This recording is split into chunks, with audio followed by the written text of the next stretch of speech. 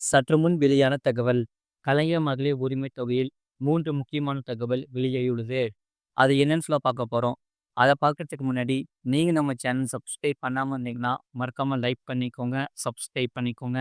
உங்க நண்பர்களுக்கு தெரியப்படுத்தவும் ஷேர் பண்ணுங்க. வீடியோவை முழுமையா கேளுங்க.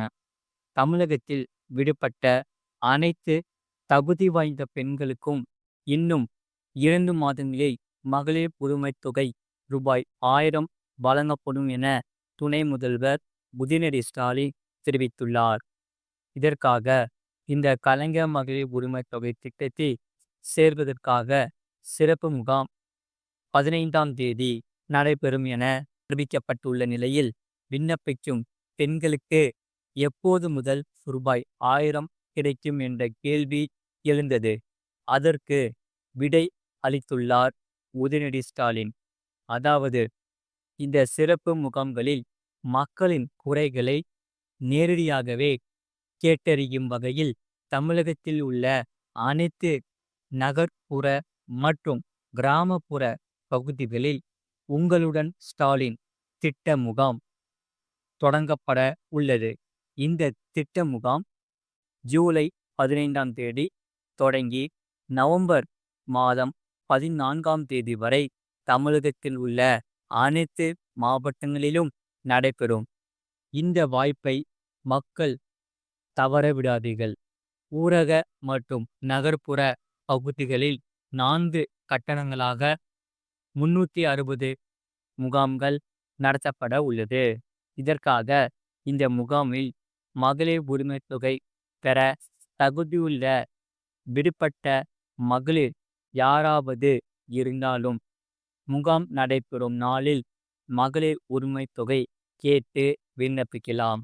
அந்த மனுக்களுக்கு முன்னுரிமை கொடுக்கப்பட்டு 45 நாட்களில் உரிய தீர்வு கிடைக்க நடவடிக்கை எடுக்கப்படும் என ஏற்கனவே அறிவிக்கப்பட்டு உள்ளது. இதற்காக மேலும் இந்த மகளிர் உரிமைத் தொகை திட்டத்தில் பயன்பெறுவதற்கான நிபந்தனைகளும் தளர்த்தப்பட்டுள்ளது. இதற்கு உதயநிதி ஸ்டாலின் பேசியதாவது, தமிழக அரசு செயல்படுத்தி வரும் இந்த திட்டங்களினால் நாட்டிலேயே வளரும் மாநிலங்களில் தமிழகம் இடத்தை பிடித்துள்ளது. ஒவ்வொரு அரசுக்கும் ஒரு ஸ்டைல் இருக்கும். பாஜக அரசு என்றால் பாசம். கடந்த 10 ஆண்டு கால அதிமுக அரசை அடிமை மாடல் அரசு எனலாம்.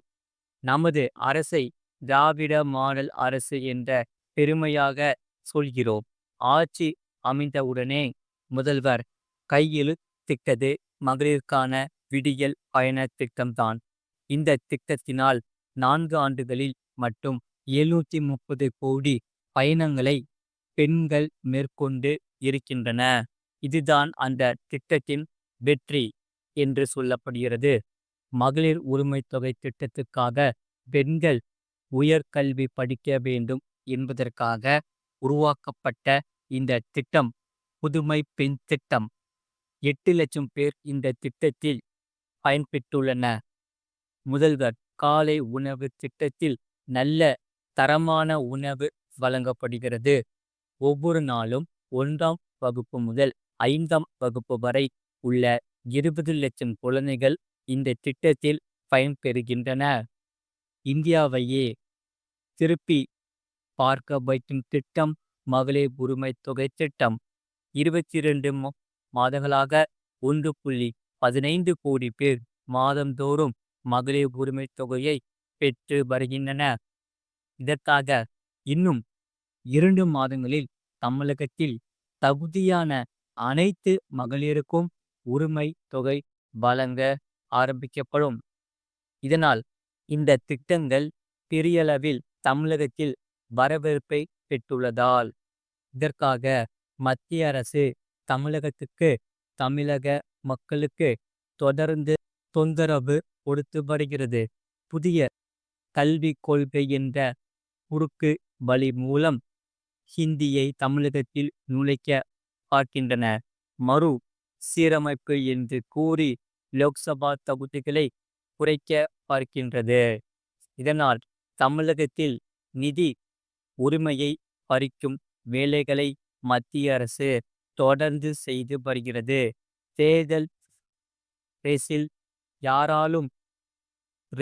யாராலும் பிடிக்க முடியாத தூரத்தில் முதலிடத்தில் சென்று கொண்டு இருக்கிறோம். தமிழக மக்கள் திமுகவை நோக்கி ஆதரவாக வருவதை பார்த்து எடப்பாடி பழனிசாமிக்கு எரிச்சல் வருகிறது என பேசியுள்ளார். அது மட்டும் இல்லாமல் ரேஷன் கார்டு வைத்திருப்பவர்களுக்கு முக்கிய தகவல். ஜூலை 15ஆம் தேதி முதல் இது அமலுக்கு வருகிறது. தமிழ்நாட்டில் உள்ள 16 லட்சம் குடும்பங்களுக்கு வீடுகளுக்கே நேரடியாக ரேஷன் பொருட்கள் விநியோகம் செய்யும் புதிய திட்ட அறிவிப்பு விரைவில் வர உள்ளதாம். அதாவது தமிழ்நாடு அரசு மாநிலத்தில் உள்ள 16 லட்சம் குடும்பங்களுக்கு ரேஷன் பொருட்களை வீடுகளுக்கே நேரடியாக சென்று வழங்கும் புதிய திட்டத்தை அறிவித்துள்ளது. இந்த திட்டம் முதியவர்கள், மாற்றுத்திறனாளிகள் மற்றும் நோயாளிகள் உள்ளிட்டவர்களுக்கு அவசிய வசதியை மேம்படுத்துவதற்காக வடிவமைக்கப்பட்டுள்ளது. முதலமைச்சர் மு.க.ஸ்டாலின் தலைமையிலான திமுக அரசு உங்களுடன் ஸ்டாலின் முகாம்கள் மூலம் இந்த திட்டத்தை செயல்படுத்த உள்ளது. இதற்காக 16 லட்சம் குடும்பங்களுக்கு அரிசி, பருப்பு, சர்க்கரை, எண்ணெய் உள்ளிட்ட அத்தியாவசிய பொருட்கள் நேரடியாக அவர்களின் வீடுகளுக்கே சென்று விநியோகிக்கப்படுகிறது. இதற்காக தமிழ்நாட்டில் உள்ள 35,000க்கும் மேற்பட்ட ரேஷன் கடைகளில் செயல்படுத்தப்பட உள்ளது. இதன் மூலம் பயனாளிகளுக்கு ரேஷன் பொருட்கள் எளிதாக கிடைக்கும் என்று சொல்லப்படுகிறது. உங்களுடன் ஸ்டாலின் முகாம்கள் மூலம் இந்த திட்டத்திற்கு பதிவு செய்யும் வசதி ஏற்படுத்தப்பட்டுள்ளது. பயனாளிகள் தங்கள் ரேஷன் அட்டை, ஆதார் அட்டை மற்றும் மற்ற ஆவணங்களுடன் அருகிலுள்ள முகாம்களை அணுகி விண்ணப்பிக்கலாம். இந்த விண்ணப்பங்கள் 45 நாட்களுக்குள் பரிசீலிக்கப்பட்டு தகுதியான குடும்பங்களுக்கு வீடுகளுக்கு நேரடியாக ரேஷன் பொருட்கள் விநியோகம் செய்யப்படும்.